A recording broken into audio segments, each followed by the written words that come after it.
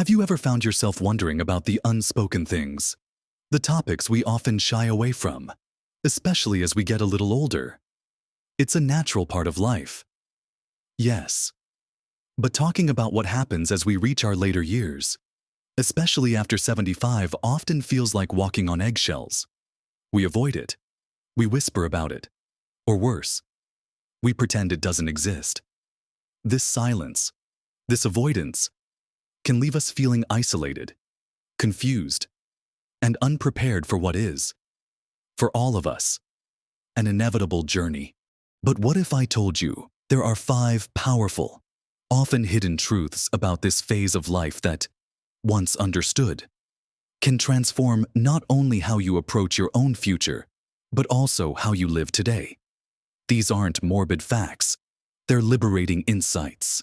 In this video, we're going to bravely explore these 5 hidden truths about death after 75, not to scare you, but to empower you. We'll uncover insights that can bring immense peace of mind, reduce anxiety, and help you live your remaining years with purpose, clarity, and comfort. Stay with me until the very end, because I promise you, there's something waiting for you that will truly surprise and reassure you. Let's dive right into our first hidden truth, a revelation that can ease a great deal of anxiety for many of us. Many people, especially those of our generation, carry a deep-seated fear. It's the fear of pain, of suffering, of a drawn-out, uncomfortable end. We grew up hearing stories, or perhaps even witnessed situations, where pain wasn't always well managed. We saw loved ones struggling, and that image, that memory, can cling to us, making us dread what lies ahead. But here's the often hidden truth, something profoundly reassuring. Modern medicine, especially in the realm of end-of-life care, has made incredible strides. The first hidden truth is that it's not about suffering. Modern care focuses intensely on comfort, dignity, and peace. This isn't about giving up. It's about shifting focus. Palliative care, for instance, can begin at any stage of a serious illness. It's about providing relief from symptoms and stress, improving the quality of life for both the patient and their family.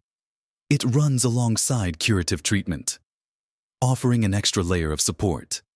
Then there's hospice care, which is specifically designed for people in the final stages of a life-limiting illness, typically when curative treatments are no longer effective or desired. And here's the key. Hospice isn't a place you go to die. It's a philosophy of care that prioritizes comfort and quality of life wherever you are, whether that's in your own home, a care facility, or a dedicated hospice center. Many still associate hospice with giving up hope, or a place where people are just medicated into oblivion. That couldn't be further from the truth. Hospice care is about living as fully as possible for as long as possible, free from preventable pain and discomfort. It means managing physical symptoms like pain, nausea, or shortness of breath, ensuring you can still engage with loved ones, enjoy simple pleasures, and maintain your dignity. I've heard so many stories, and perhaps you have too, of families who initially resisted hospice, only to later say it was the greatest gift. They speak of a sudden calm descending, of their loved one being able to share stories, enjoy a favorite meal, or simply rest without distress. It allows for beautiful, meaningful moments that might otherwise be overshadowed by discomfort and anxiety. Imagine being able to share laughter, recount old memories, or simply hold hands, without the constant background noise of pain. So, what does this mean for you? It means having a conversation. Talk to your doctor, your family, or a trusted friend about your wishes regarding comfort and dignity. Ask about palliative care options now. Even if you're perfectly healthy, understand what hospice truly offers. Don't wait until a crisis hits. Knowing these options exist, and that suffering is no longer an inevitable part of the end-of-life journey, can lift an enormous weight. It's about empowering yourself to choose comfort, to choose peace, and to ensure your final chapter is lived with as much serenity as possible. This understanding can truly transform how you view the future, replacing fear with a sense of control and dignity. It's about ensuring your journey is as gentle and peaceful as it can be, surrounded by comfort and love. This hidden truth isn't just about what doctors and nurses can do, it's about what you can do right now. One of the most powerful steps you can take is to educate yourself and your loved ones about these modern approaches to care. Look up palliative care and hospice care in your local area. Many organizations offer free information sessions. It's about demystifying the process. Think of it not as planning for the end, but as planning for a more comfortable and dignified continuation of your life, however long it may be, ensuring that your quality of life remains paramount. Part of this proactive approach involves something called an advance directive, or a living will, and choosing a healthcare power of attorney. Now, I know these terms can sound a bit formal, but at their heart, they're incredibly simple tools. They are essentially your voice. Speaking for you if there ever comes a time when you cannot speak for yourself. It's a way of saying, this is what matters to me. This is how I define comfort and dignity. It might be about what level of medical intervention you desire, or simply ensuring that your preferences for comfort and pain relief are understood and respected. It's a gift you give not only to yourself, but also to your family, saving them from agonizing decisions during what will undoubtedly be a very difficult time. Imagine the relief, not just for you, but for your loved ones, knowing that they are honoring your wishes, rather than guessing what you would want. This proactive approach transforms a potentially terrifying unknown into a thoughtful plan, filled with compassion and clarity. It's about realizing that you have far more control over your comfort and dignity than you might currently believe. This truth liberates us from the old narratives of suffering and replaces them with a vision of peace and support. It allows us to face the future, not with dread, but with a quiet confidence, knowing that our comfort and our wishes will be respected every step of the way. It is a profound shift in perspective, moving from fear of the unknown to empowerment through knowledge and thoughtful planning. This isn't just a truth about death. It's a truth about living fully, right up until the very end, with grace and without unnecessary suffering. Now that we've gently explored the comforting truth about modern care and managing discomfort, let's move on to something equally vital, something that often weighs heavily on hearts and minds as we get older, yet is rarely spoken about openly. The second hidden truth is about the profound burden of unfinished business. It's not just about tasks left undone, but the emotional and spiritual weight of things left unsaid or unresolved. Think about it: a lingering misunderstanding with a sibling, words of appreciation you never fully expressed to a child or grandchild, a long-held grudge that eats away at you, or even personal regrets about paths not taken or dreams not pursued. The fear isn't just about facing the end. It's about facing it with a heart full of unspoken words, unresolved conflicts, or unfulfilled desires. This can manifest as a deep-seated anxiety, a sense of unease that whispers, "What if I don't get the chance to say sorry, or thank you, or I love you?" It's the feeling of a heavy backpack of emotional clutter that we've carried for years, and the thought of passing on with it still strapped to our shoulders. But here's the powerful insight: addressing this unfinished business is one of the greatest gifts you can give yourself and your loved ones while you are still here. It's about clearing the slate, letting go of burdens, and finding true peace within. This truth emphasizes the profound importance of addressing these things now, while you have the opportunity. What does this look like in practice? It might mean finally having that difficult but necessary conversation with a family member, seeking forgiveness, or extending it. It could be writing a heartfelt letter to someone you admire, expressing your gratitude. Perhaps it's about making amends for a past mistake, or simply telling your children and grandchildren how much they mean to you and how proud you are of them, without waiting for a special occasion.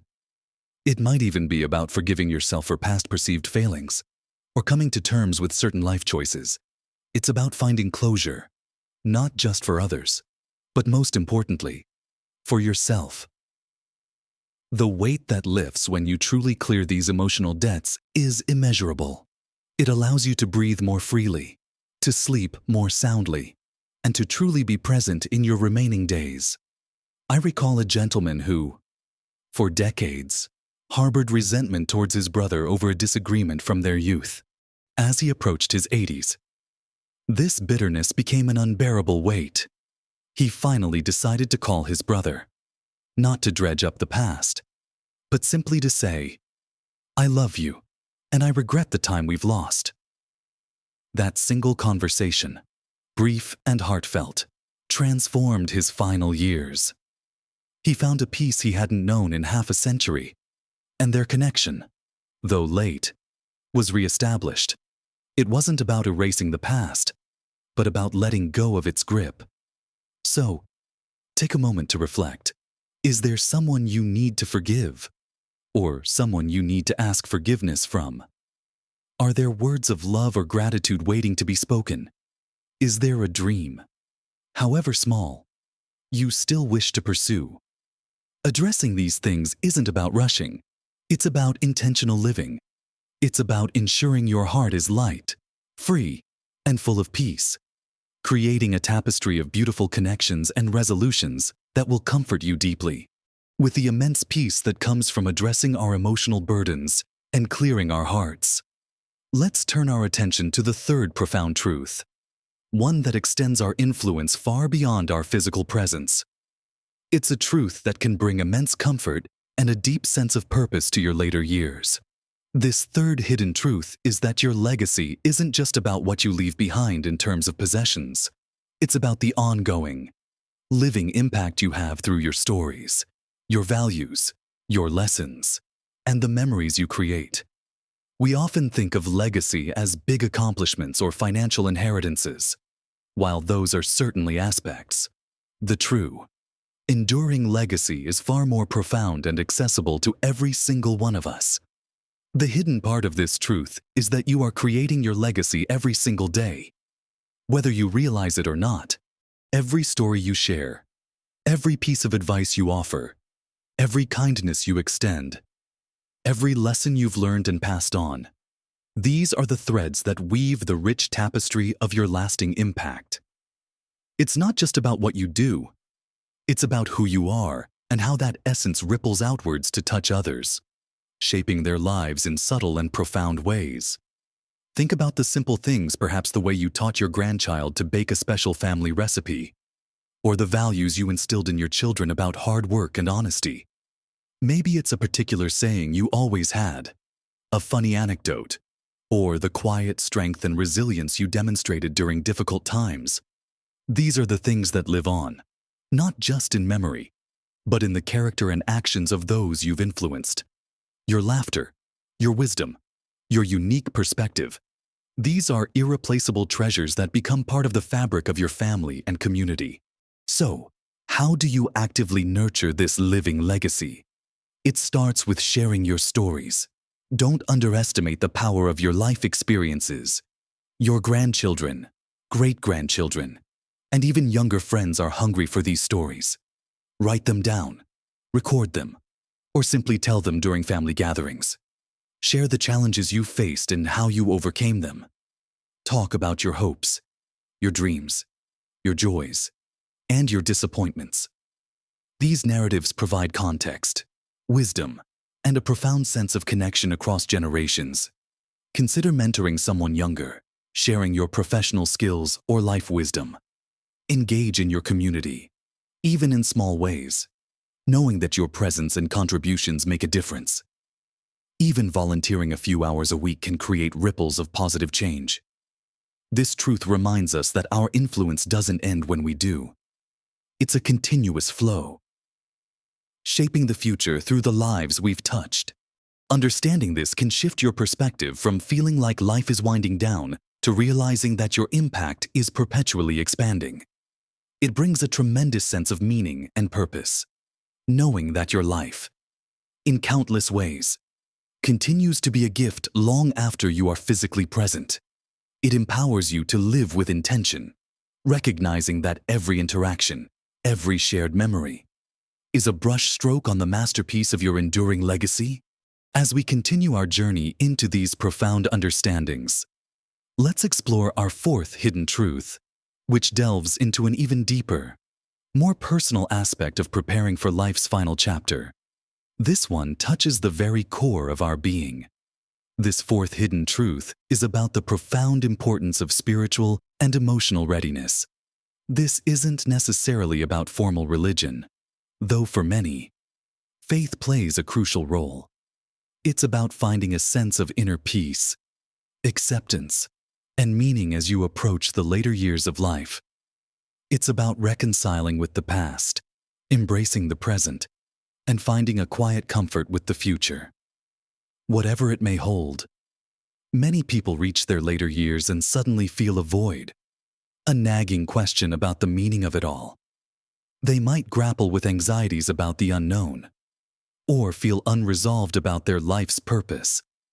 This truth highlights that cultivating this inner peace is not a passive process, it's an active one. It involves introspection, reflection, and often, a deepening of one's personal beliefs or sense of connection to something larger than oneself. It's about finding a quiet strength that transcends physical limitations. What does this look like for some? It might involve revisiting their spiritual practices, spending more time in prayer or meditation, or engaging with their faith community. For others, it's about spending time in nature, finding solace in the beauty of the world around them. It could mean journaling, reflecting on your life's journey, writing down what you are grateful for, and acknowledging your growth and resilience. It's about cultivating a mindset of acceptance, letting go of what you cannot change, and finding peace in the present moment. This readiness allows you to approach the future, not with fear, but with a serene heart, knowing that you have found a place of inner tranquility. It's about building a robust emotional and spiritual core that can weather any storm and find beauty in the simplest moments. I know of a wonderful woman, a retired teacher, who found immense peace in her late 70s by dedicating an hour each morning to quiet reflection and gratitude. She wasn't religious, but she'd sit by her window, watch the sunrise, and simply list all the things, big and small, she was thankful for. This simple practice transformed her outlook, allowing her to release anxieties and embrace each day with a profound sense of calm and contentment. She learned to appreciate the fleeting nature of life and found joy in its impermanence, knowing she had lived a full and meaningful existence. Her inner calm was palpable, radiating to everyone around her. This hidden truth empowers you to cultivate a deep sense of peace within yourself, making your journey one of serene acceptance rather than apprehension. It's about nourishing your soul and mind, ensuring that your inner world is as prepared and tranquil as possible. It's about finding that deep, unwavering calm that allows you to face anything with grace and strength.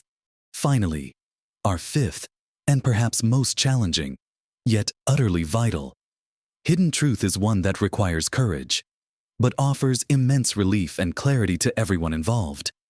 This fifth hidden truth is about the critical importance of having open, honest conversations with your loved ones about your end-of-life wishes. It's a topic steeped in discomfort for many, often treated as taboo, as if speaking about it might somehow hasten its arrival. We shy away from it, fearing it will upset our family or be too morbid. But this silence, this avoidance, creates a painful burden for those we leave behind. The hidden part of this truth is that by not having these conversations, you are inadvertently placing an incredibly heavy weight on your family's shoulders. When decisions need to be made about your care, your comfort, or your final arrangements, and your wishes are unknown, your loved ones are left to guess. This can lead to tremendous stress, guilt, and even conflict among family members, all trying to do what they think you would have wanted. In a moment of great grief and vulnerability, it's a painful reality that we can alleviate through the simple act of talking. This truth encourages us to break the silence. It's about giving your family the ultimate gift, the peace of mind that comes from knowing they are honoring your desires. Imagine them feeling confident, not conflicted, knowing that every choice they make aligns with your wishes. This isn't a morbid discussion. It's an act of profound love and thoughtfulness. So, how do you start these conversations? Choose a calm, unhurried moment. It doesn't have to be a single, intense discussion. It can be several smaller, gentle talks over time. You might start by saying, "I've been thinking a lot about the future, and I want to make sure you know what's important to me." Share what you've learned from this video about comfort and dignity. Talk about your preferences for medical care, if you have any. Discuss where you'd like to be cared for, if possible, and what kind of atmosphere you'd prefer. Discuss your funeral or memorial wishes, if you have them. Even simple things like favorite music or readings.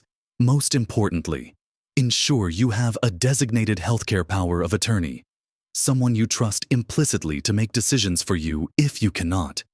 And yes, it's still important to have an advance directive or living will, even after you've had the conversation. To formalize your wishes, a dear friend of mine, a truly vivacious woman in her late 70s, decided to have the great chat with her adult children. She approached it with humor and grace, saying, "All right, kids, let's talk about the grand exit." She told them her wishes, from her preferred playlist to her desire for a joyful celebration of life rather than a somber funeral. Her children, though initially hesitant, later expressed immense gratitude when the time came. They carried out her wishes with love and confidence, knowing they were doing exactly what she wanted. It transformed a potentially sorrowful period into one of honoring and remembrance, free from uncertainty or regret. Having these conversations transforms fear and uncertainty into clarity and peace. It's about living with intention right to the very end, and ensuring that your love and care extend beyond your physical presence. It's an act of profound kindness and foresight that strengthens family bonds and ensures your journey is handled with the utmost respect for your wishes. We've journeyed together through these 5 hidden truths about death after 75, not to dwell on the inevitable, but to illuminate how understanding them can profoundly enhance your life right now. We talked about the comforting advancements in modern care, ensuring dignity and managing discomfort. We explored the immense peace that comes from addressing unfinished emotional business.